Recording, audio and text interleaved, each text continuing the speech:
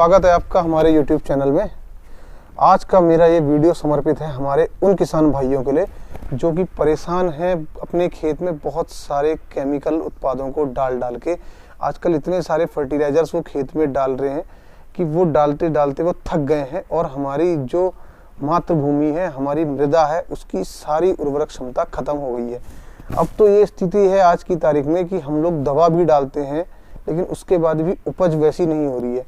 तो ऐसा हम क्या करें जिससे कि हम ये जितने भी हार्मफुल, जितने भी जानलेवा ये केमिकल्स हैं, इनके जो उपयोग से नुकसान होता है हमारी फसल को, उससे भी बचें और अच्छा उत्पादन भी ले सकें। तो ऐसी क्या चीज़ है, ये सोचने वाली बात है कि हम उसके लिए क्या करें।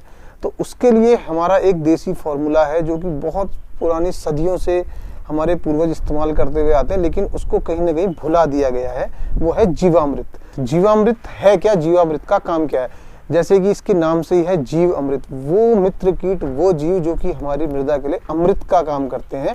तो यहाँ पे मैं आपको बताऊंगा कि कैसे हम अपने घर पे जीवामृत को तैयार कर सकते हैं, अपनी बागवानी में, अपने खेतों में, जहाँ भी फसल होती है उसमें हम कैसे इस्तेमाल करें। एक तो इससे क्या होगा, हम जो भी हानिकारक कीटाणु, जो भी हानिकारक केमिकल्स हैं उनसे बचेंगे, जिससे कि आजकल हमारे खेत में बहुत ज़्यादा नुकसान हो रहा है। जो भी उसकी उर्वरक क्षमता है, फर्टिलिटी है, वो सॉइल की सारी खत्म होती जा रही है।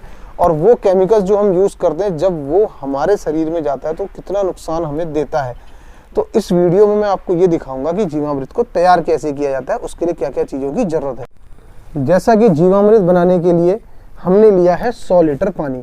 आपको अगर अपने घर पे तैयार करना है तो आप इसी हिसाब से अलग अलग क्वांटिटी, अलग अलग रेशियोज में जो भी चीज़ें इसमें मिलानी होती हैं वो सब चीज़ें मिला सकते हैं। तो इस 100 लीटर पानी के हिसाब से हम यहाँ पे जीवामृत तैयार करेंगे। तो ये है 100 लीटर पानी और इसमें हमने ये सारी चीज़ें मिलानी है। देखिए ये है गुड़, ये गुड़ है। अभी इसको हम पानी में घोल लेंगे। ये है पीपल के पेड़ के नीचे की मिट्टी। पीपल एक ऐसा पेड़ है, पीपल या बड़, इन दोनों में से आप कुछ भी ले सकते हैं। ये ऑक्सीजन लेते हैं और ऑक्सीजन भी छोड़ते हैं। तो आप खुद समझ सकते हैं कि ये कितना उपयोगी है हमारे लिए। तो पीपल के पेड़ की मिट्टी हमने ली है, जो कि मैं वीडियोस में आपको दिखा दूंगा बीच में कि हम कैसे गए और हमने कैसे वहाँ से पीपल के पेड़ से मिट्टी ली है। ये वो पीपल का पेड़ है जिसकी हमने मिट्टी लेनी है, पीपल के पेड़ के जड़ की। हम जाते हैं और उसकी मिट्टी लेते हैं। चलो।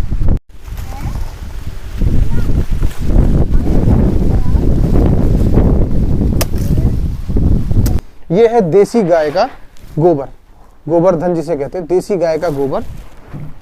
और इसमें हमने लिया है 2 लीटर गोमूत्र, देसी गाय का गोमूत्र। ये ध्यान रहे कि अगर देसी गाय का गोमूत्र और देसी गाय का गोबर होगा तो रिजल्ट बहुत अच्छे आएंगे।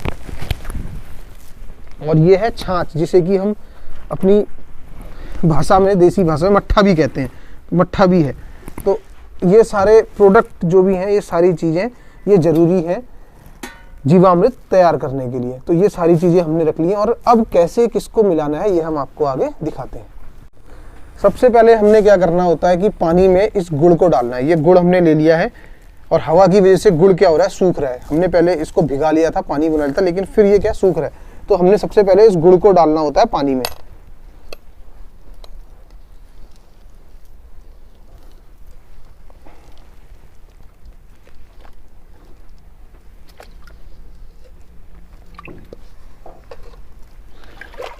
जितना भी इसमें चिपका रहे उसको हम धो सकते हैं, या आप चाहें तो इसको लिक्विड फॉर्म में तैयार कर सकते हैं। गुड़ हमने डाल दिया है। गुड़ का काम होता है हमारे जीवाश्म माइक्रो ऑर्गेनिज्म की पॉपुलेशन को बढ़ाना। अब हम डाल रहे हैं इसमें छाछ, यानी कि मट्ठा। 1 से 1.5 लीटर मट्ठा डाली जाती है। मट्ठा का काम क्या होता है, हमारे माइक्रो ऑर्गेनिज्म जो होते हैं फर्मेंटेशन का काम करती है। ये मट्ठा का काम है फर्मेंटेशन का काम करना, जितने भी माइक्रो ऑर्गेनिज्म है उनकी पॉपुलेशन को इंक्रीज करना। इसका काम क्या है, हमारे माइक्रो ऑर्गेनिज्म की और जो मित्र कीट है, बैक्टीरिया, उनकी पॉपुलेशन को इंक्रीज करना, एक्सिलरेट करना। तो ये हमने इसमें मट्ठा और गुड़ मिला दिया है। और इसको मिलाने के बाद हमारा काम क्या है कि पानी को एक बार इस मिश्रण को हिलाना। और ध्यान रहे कि लकड़ी हो, डंडा हो, उसी से हिलाएं। जैसे कि आपने देखा गुड़ और मट्ठा हमने इसमें डाल दी है पानी में। तीसरा हमारा, ये ध्यान दें, सबसे उपयोगी जो चीज़ है वो है गोमूत्र। देसी गाय का गोमूत्र 2 लीटर। वो हमने इसमें डाला। देसी गौमूत्र का सदियों से इस्तेमाल हो रहा है जैविक कृषि में, ऑर्गेनिक फार्मिंग में काफ़ी सालों से, सदियों से इस्तेमाल हो रहा है। इसका काम क्या होता है, जो भी नुकसानदायक हार्मफुल पैथोजेंस होते हैं उनको मारना, और जो भी जड़ है, रूट है, उसको प्रमोट करना, यानी कि उसको बड़ा करना। तो गोमूत्र का तो इस्तेमाल आप खुद ही जानते हैं कि कितना होता है देसी गाय के गोमूत्र का, चाहे वो इंसान के रूप में हो या चाहे कृषि के रूप में हो। तो इसका बहुत ही महत्व है हमारी कृषि में भी। अब हम इसको एक बार हिला लेते हैं। ये हमारे 3 चीज मिल चुकी हैं। अगला जो काम है इसमें बेसन को मिलाना। गोमूत्र आपने देखा कि हमने गोमूत्र इसमें मिला दिया है, अब है बेसन को मिलाना। अगर हम ऐसे बेसन को डालेंगे तो इसका घुलना बहुत ही मुश्किल होता है, तो थोड़ा सा हम इसमें पानी डाल के इसको पहले मिला लें। बेसन को हमने पानी में मिला के आराम से अच्छे से घोल लिया है, और अब ये आधा किलो बेसन का घोल हमने इसमें डाल दिया है। बेसन आपको जैसे पता है कि प्रोटीन से युक्त होता है, तो बेसन का काम क्या होता है, हमारे ऑर्गेनिज्म जो भी बैक्टीरिया से माइक्रो ऑर्गेनिज्म, उनकी ग्रोथ को इंक्रीज करना, उनकी पैदावार को बढ़ाना। और ये है पीपल के पेड़ के जड़ की मिट्टी, जो कि मैंने आपको दिखाया था वीडियो में कि हम वहां से लेकर आए थे।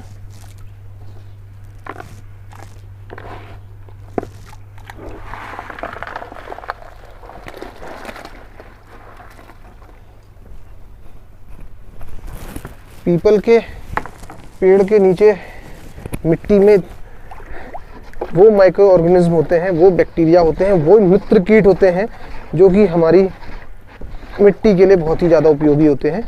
इसलिए इस्तेमाल किया जाता है पीपल के पेड़ को या बड़ के पेड़ की मिट्टी को।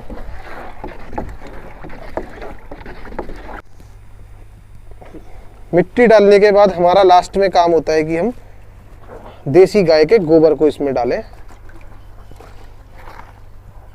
अगर 100 लीटर पानी में हम तैयार कर रहे हैं तो 8 से 10 किलो गोबर होना चाहिए। अगर ताज़ा गोबर हो तो बहुत अच्छा है, नहीं तो आप सूखा हुआ गोबर या उपले भी ले सकते हैं, लेकिन उसको भीगने के लिए रखना पड़ता है।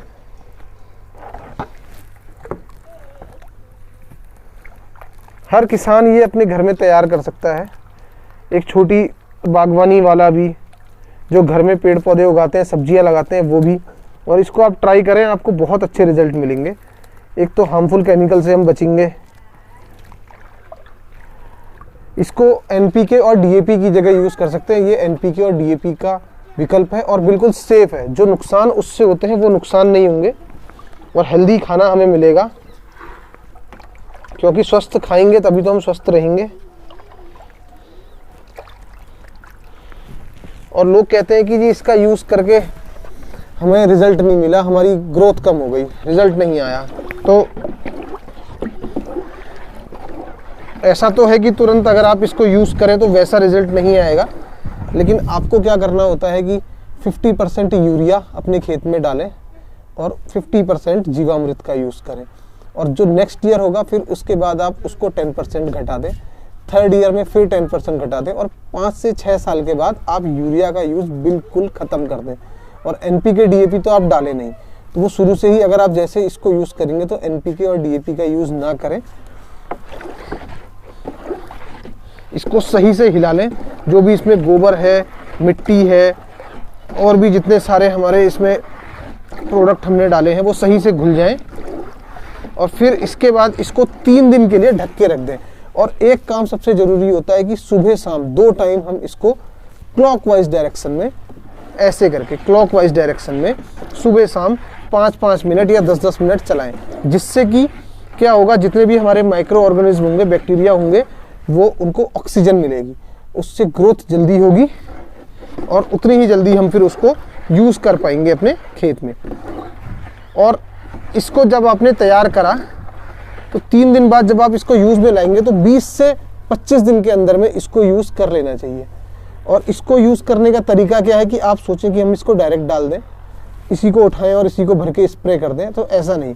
आपने करना क्या होता है, एक क्वांटिटी इसकी लेनी होती है और 2 क्वांटिटीज रेशियो ऐसा होता है कि 1 रेशियो ये हो तो 2 रेशियो पानी हो। इसको डाइल्यूट होना ज़रूरी है। डाइल्यूट करके डालें, चाहे आप अपने बड़े खेत में इसका स्प्रे करें, चाहे अपने पेड़ पौधों में, बागवानी में इसका उपयोग करें, तो 1:2 के रेशियो में ही इसका यूज़ किया जाए, तभी ये फ़ायदेमंद होता है। ध्यान रहे कि क्लॉकवाइज डायरेक्शन में ही चलाएं।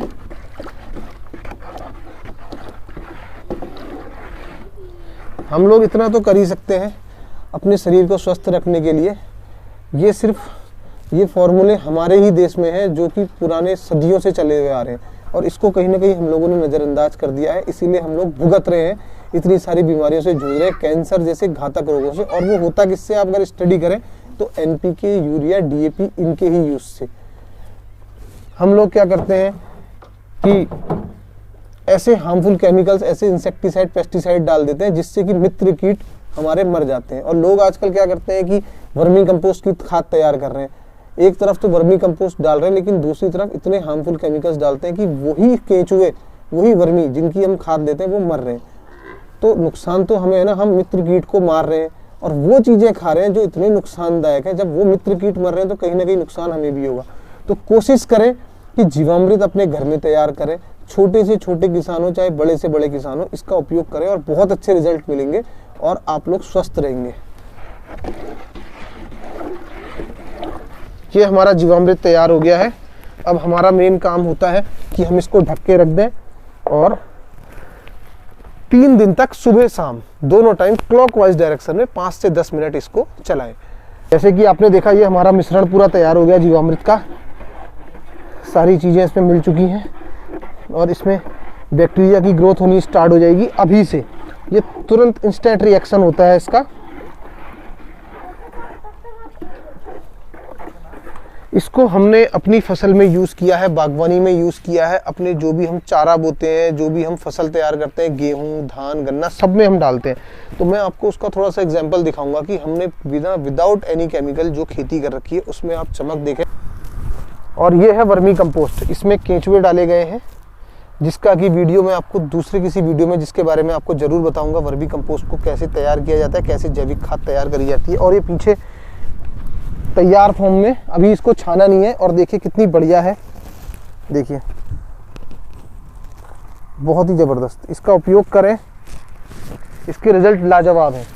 और मैं आपको आगे लेके चलता हूँ जहाँ हमने चारा बोया है अपनी गायों के लिए।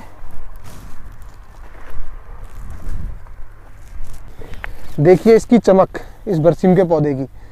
लोग कहते हैं कि अगर आप केमिकल्स का यूज़ नहीं करेंगे तो रिज़ल्ट नहीं आएगा, आपकी पैदावार अच्छी नहीं होगी। आपके सामने ये रिज़ल्ट है, ये देखिए इतनी बढ़िया, इतनी हरियाली, इतनी चमक है इस पौधे में। देखिए ये देखिए, लोग कहते हैं कि केमिकल्स नहीं डालोगे तो चमक नहीं आएगी, पैदावार नहीं होगी। पैदावार भी अच्छी है और चमक भी बढ़िया है। तो मैं सिर्फ इससे आपको यही बताना चाहता हूँ कि आप भी इस तरफ जाएँ, देसी खाद का उपयोग करें, जैविक खाद को अपनाएं, जीवामृत का उपयोग करें। जीवामृत वाकई में अमृत है हमारी धरती के लिए, हमारे पौधों के लिए। और मैं इसी उम्मीद के साथ आपसे विदा लेता हूं कि आप लोग भी देसी को अपनाएंगे, देसी पद्धति को अपनाएंगे, देसी दवाओं का इस्तेमाल करेंगे, जीवामृत का उपयोग करेंगे। और मैं ऐसे ही और अच्छे अच्छे वीडियोज़ आपके पास लाते रहूँगा। इसी के साथ इस वीडियो को अंत करते हैं। राधे राधे, जय गौ माता, जय गोपाल, जय किसान।